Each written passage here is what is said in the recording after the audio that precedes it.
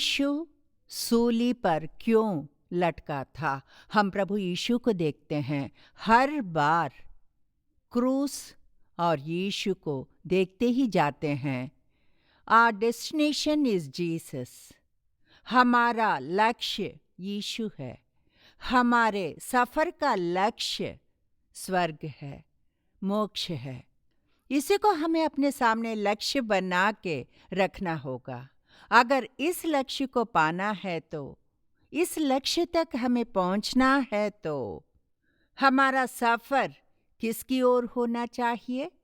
यीशु की ओर होना चाहिए। क्रूस पर लटकने वाले यीशु की ओर होना चाहिए। आपने कभी सोच के देखा है यीशु सूली पर क्यों लटका था? यीशु क्रूस पर क्यों चढ़ा था? अपने आप को सूली के हवाले कर दिया। पिता परमेश्वर ने अपने इकलौते पुत्र यीशु मसीह को सूली पर क्यों चढ़ने दिया? आपने कभी सोचा है वो क्रूस कैसा है? वो जो भी हो, मनुष्य को दी गई एक बहुत ही कठिन दंड है। वो इतनी कठोर दंड पाकर यीशु ने मेरे लिए अपने प्राण दिए। मेरे लिए why should he take that penalty? Why should he be punished? उसने सजा क्यों भुगती? अगर एक बच्चा गलती करता है तो स्कूल में बच्चा गलती करता है तो अगर वो सजा को मान लेता है, सजा दी जाती है तो वो उस सजा के लायक है। लेकिन जो बच्चा गलती नहीं करता है उस पर एक टीचर या एक प्रोफेसर या फिर एक माँ या घर का बुजुर्ग, जिस बच्चे ने गलती नहीं की उसे अगर सजा देते हैं तो ये कैसा न्याय है? बताइए कैसा न्याय है? आजकल के पेरेंट्स अपने बच्चों को बातें नहीं सुनाना चाहिए, छूना नहीं चाहिए, सजा नहीं देनी चाहिए। बच्चे ने गलती की होगी, स्कूल में अगर देखेंगे तो या कॉलेज में देखेंगे तो, बिजनेस प्लेसेस में गौर करके देखेंगे तो, अपने आप को गौर से देखेंगे तो हमने भी गलती की होगी, बच्चों ने, विद्यार्थी सबने की होगी। लेकिन जिसने गलती की है उसे सजा नहीं देनी चाहिए। ये आजकल के रूल्स हैं। लेकिन बाइबल क्या बताता है? जो अपने बच्चों को नहीं डांटता वो उसका शत्रु है। सजा देनी चाहिए, लेकिन किसको? जिसने गलती की है। लेकिन जिसने गलती ही नहीं की उस यीशु ने क्रूस पर सजा क्यों सही? बाइबल खोल के देखते हैं।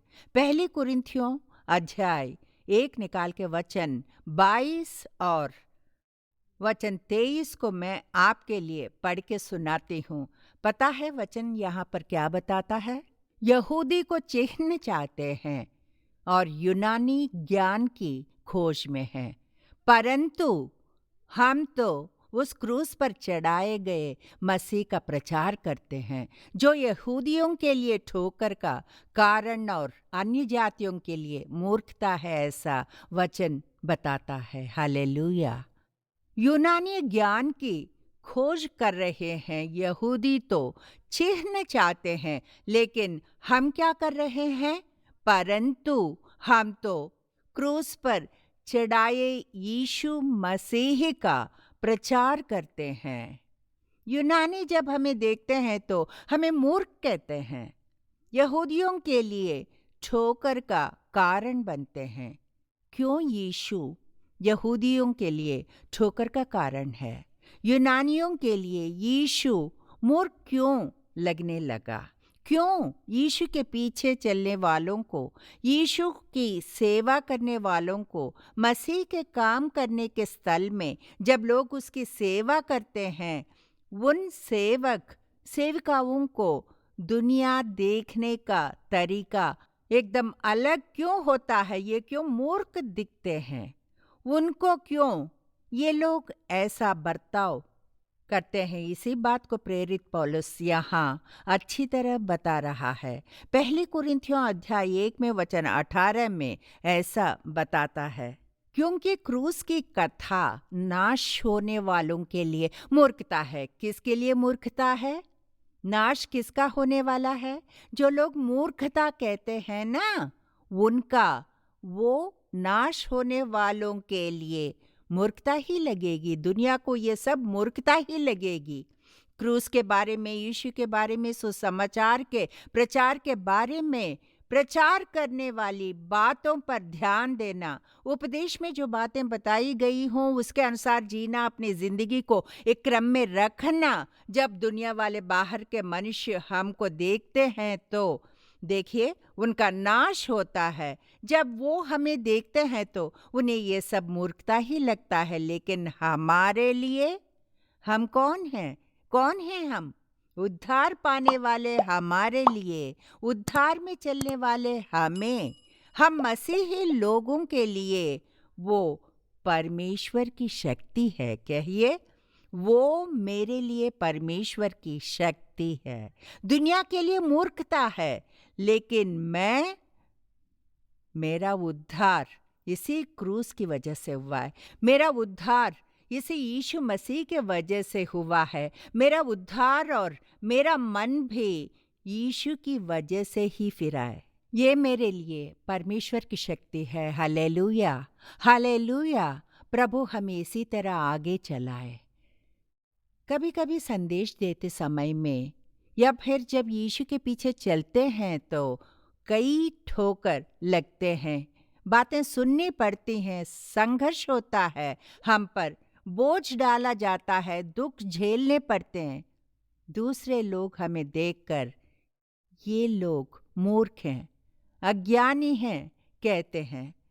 हमें देखकर पागल हैं, ऐसी बातें चाहे वो जितना भी कह लें, हमारे लिए वो परमेश्वर की शक्ति है। वो शक्ति उनके समझ के परे है। दे डोंट अंडरस्टैंड ये क्यों यीशु के पीछे चल रहे हैं। यीशु का अनुभव करना, यीशु को चेकने की वजह से, यीशु की बातों में हमारा विश्वास रखना, ये सब उनके लिए मूर्खता है, लेकिन हमारे लिए वो परमेश्वर की शक्ति बन के रहता है। Hallelujah, hallelujah. कुछ लोग कहते हैं ये सब सेवा किस लिए करते हैं, ये सब यीशु यीशु यीशु क्यों कहते हैं। ये दुनिया ऐसी ही है, दुनिया के लोग ऐसे ही कहते हैं, लेकिन हम उसको देखकर पिता परमेश्वर, तू ही हमारी शक्ति है, तू ही मेरा आश्रय है, तू ही मेरा दुर्ग है, तू ही मेरा लंगर है कह के हम बताएंगे। क्रूस कैसा होता है? यीशु क्रूस को क्यों उठाया था, क्यों उसका बोझ उठाया? मैं 3 बातें आपको बताने जा रही हूँ। मुझे पवित्र आत्मा परमेश्वर ने जो प्रकट किया है उसे आपके सामने पवित्र आत्मा की सहायता से बताना चाहती हूँ। वचन इस तरह बताता है, यूहन्ना 19:17, यूहन्ना 19:17, मत्ती 27:32, मरकुस 15:21, ये सब एक ही बात को बताती हैं। वो क्या है पता है?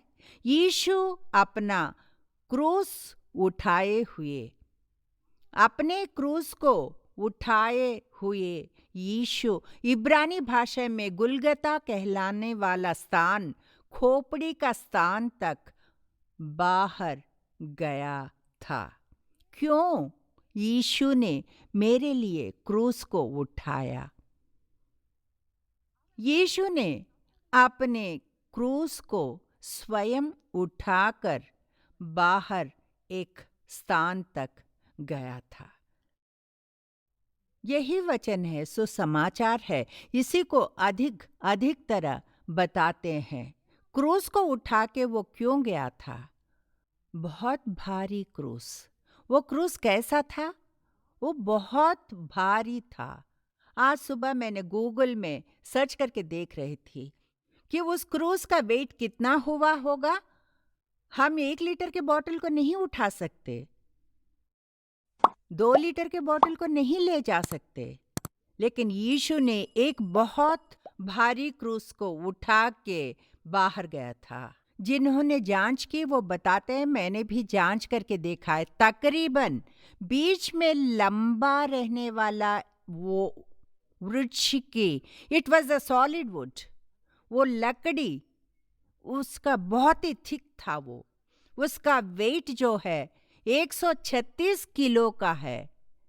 वो क्रूस हम जो सोचते हैं वैसे इस तरह नहीं होता। वो क्रूस ऐसा था, यीशु का सर उसके ऊपर रहने की वजह से हमने क्या किया, क्रूस को डाल दिया। लेकिन वो टी शेप का है। रोमियों के ज़माने में वो लोग क्रूस को पता है कैसे बनाते थे, टी शेप में, ऊपर इस तरह और सीधा एक इस तरह, जी हाँ, ऐसे ही बनाते थे। सीधा जो है उसका वेट पता है 136 किलो का है, और जो इस तरह टी शेप में जो रखा है ना, उसका वेट पता है कितना है, 32 किलो का है। तकरीबन इतना वेट। इसे उठाने की स्थिति में यीशु नहीं था, फिर भी उठा के गया था।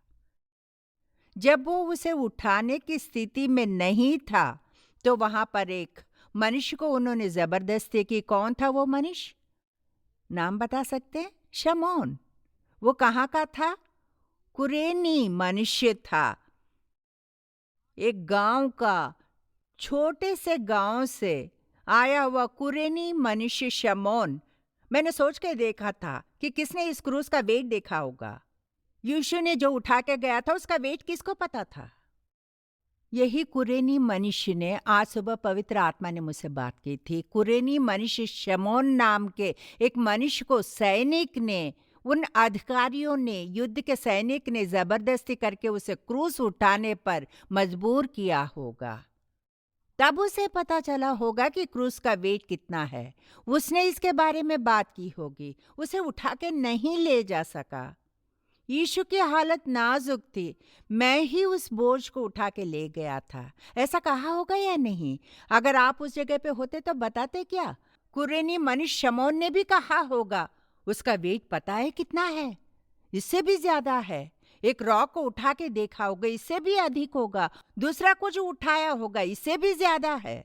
थकान की वो स्थिति बहुत बहुत ही दीन स्थिति में था यीशु। वैसे यीशु क्यों थका मांदा था? उन्होंने यीशु को टॉर्चर किया, पीड़ा दी, मारा था, चाबुक से मारा, उसकी नस नस में थकान थी। क्रूस को उठाने की शक्ति उसमें नहीं होगी। पहले दिन आखिरी बार यीशु ने भोज किया था, द लास्ट सपर।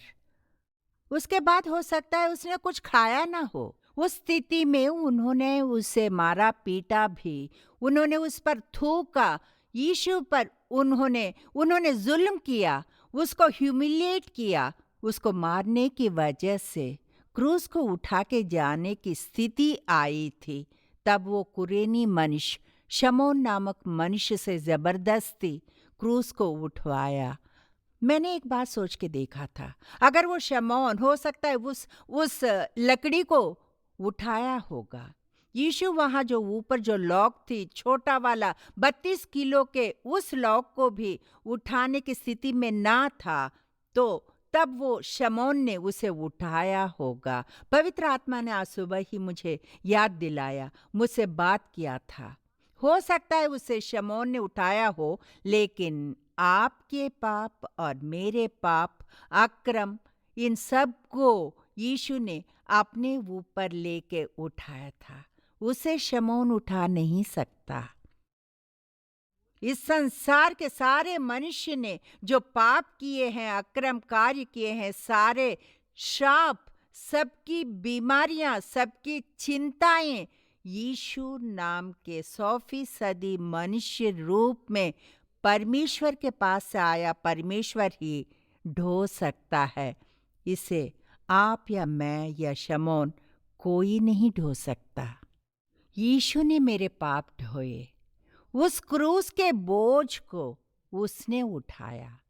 मेरा उद्धार हो, आपका उद्धार हो, हम सबके पाप को क्षमा मिले, यही सोच के उसने उस बोझ को उठाया। यूहन्ना 1:1 को देखते हैं। आदि में वचन था और वचन परमेश्वर के पास था और वचन परमेश्वर था। यीशु परमेश्वर के पास था, वचन बन के था परमेश्वर के पास, परमेश्वर के पास से वो प्रकट हुआ।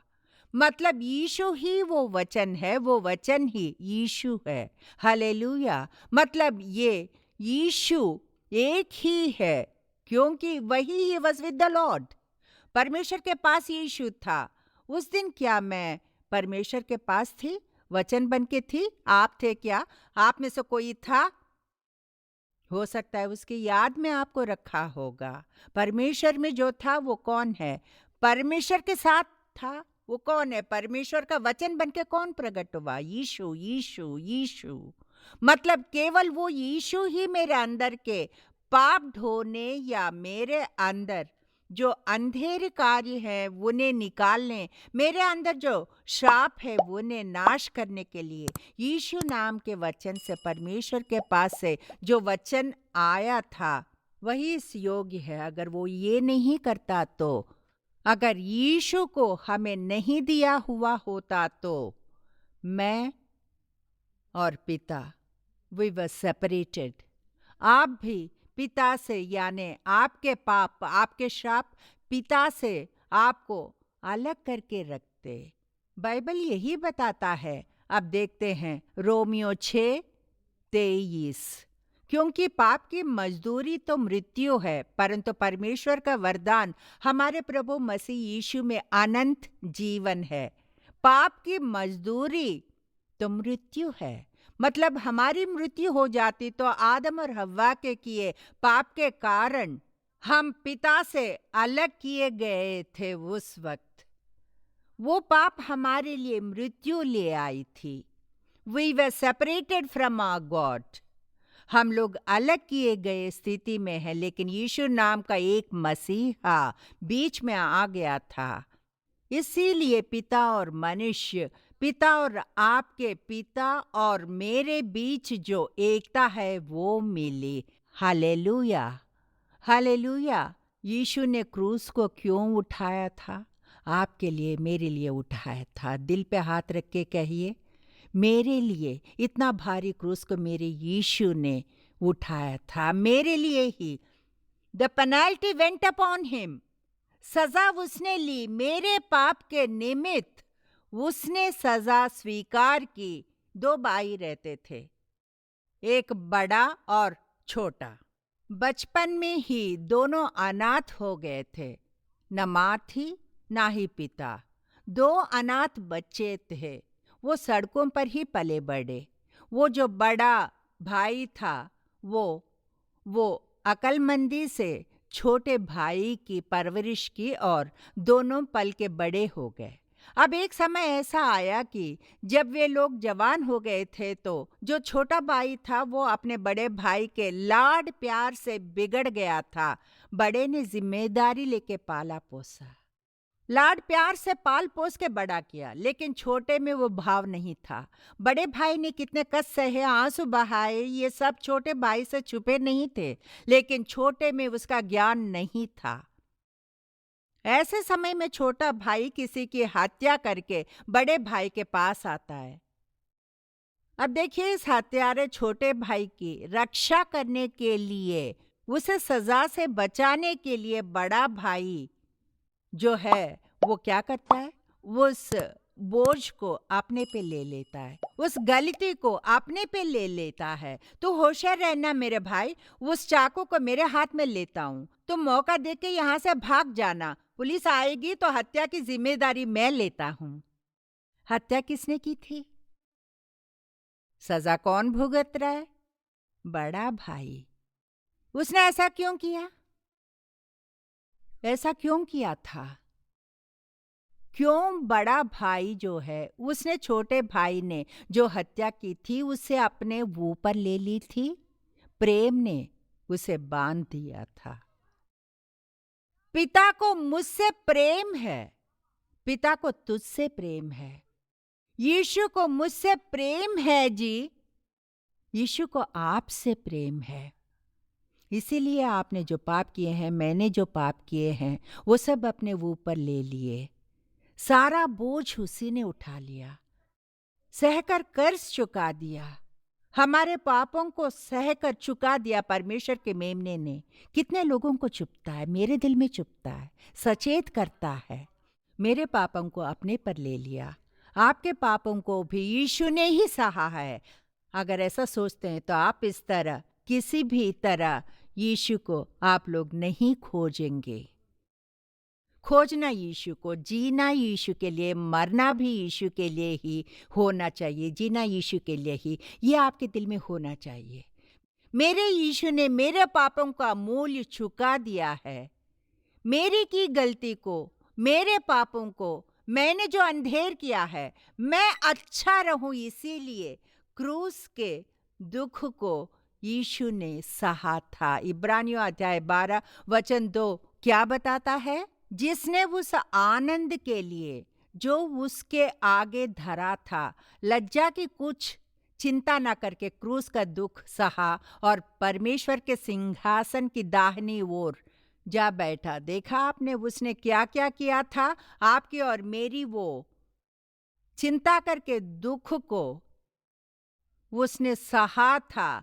बाइबल बताता है कि यीशु ने क्रूस के दुख को सहा। उसने स्वयं अपने आप को अपमानित होने दिया, लज्जा की कुछ चिंता नहीं की। आपके लिए, मेरे लिए उसने क्रूस का बोझ उठाया और दुख सहा, क्योंकि उसने मेरी परवाह की। उसने आपकी सोची, आपके बारे में सोचा। उसने आपके लिए अपने प्राण दे दिए। अगर आपके दिल में ये बात चुभती है तो आज ही पाप करना आप छोड़ देंगे। पीने की जो आदत है उसे छोड़ देंगे। कलीसिया ना जाने वाले जो हैं लोग, अपने अंदर के अंधेर को, क्रोध को आज ही आप छोड़ देंगे। उस क्रूस पर चढ़ के मेरे बारे में सोचा था, मेरे लिए दुख सहा, क्रूस का बोझ दुख मेरे लिए सहा। मेरे ऊपर जो प्रेम है उसके निमित्त उसने क्रूस को उठाया था। मुझे पवित्र बनाना है ये सोचकर यीशु ने क्रूस को उठाया था। कहो कि मुझे छू ले पिता। पिता को देखकर कहिए मुझे छू ले प्रभु। तेरे छूते ही मेरे सारे दुख दर्द जो भी है आज के इस डिसीजन से दूर हो जाएंगे। समस्या चाहे जो भी हो, आपके शरीर में बीमारी है, पाप के दाग हैं, श्राप है जो नहीं जा रहा है, यीशु को देख के कहिए मुझे छू ले प्रभु। मेरे श्राप के दाग धो दे। श्राप से मुक्ति दिलाने ही वो आया है। आपके पाप दूर करने ही आया है। आपकी बीमारी चंगा करने के लिए ही आया है। उसी विश्वास के साथ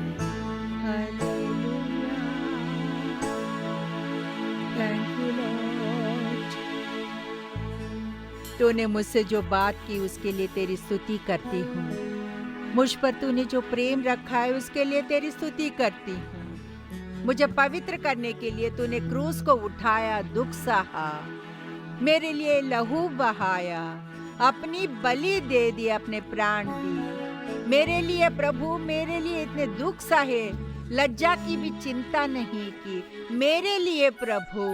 अपमान सहे मेरे लिए प्रभु। मेरे लिए तूने क्रूस का दुख सहा था प्रभु। Thank you holy spirit. मेरे प्रभु उद्धारक यीशु मसीह, तुझ पर ही विश्वास करती हूँ मेरे अच्छे पिता। आमीन। God bless you. परमेश्वर आपको आशीष दे।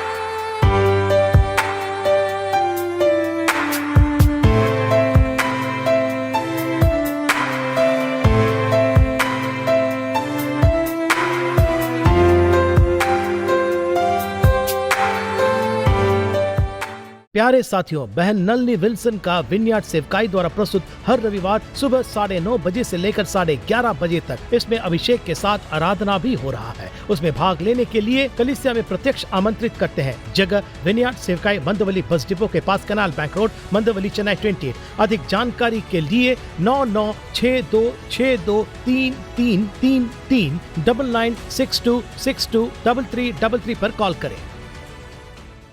बहन नलनी विल्सन का विनयार्ड सेवकाई द्वारा प्रस्तुत लगातार प्रार्थना, नॉन स्टॉप प्रेयर, हर दिन दोपहर 12 बजे से लेकर 1 बजे तक आपको लगातार प्रार्थना के लिए प्रत्यक्ष और ऑनलाइन गूगल मीट के द्वारा आमंत्रित करते हैं। प्रत्यक्ष आने वाले number 7 south canal bank road, Mandawali bus depot के पास में, मंदवली, चेन्नई 28 पर आए। ऑनलाइन गूगल मीट में आने वाले अधिक जानकारी के लिए 9962623333 पर कॉल करें। St. John's Senior Secondary School. Admissions open from kindergarten to 12th standard. Admission now in progress. Nobel laureates are not created in huge research facilities but in a humble school labs. With the incredible success of the 50 Golden Jubilee years, let your child go on a journey of imagination and creativity. St. John's.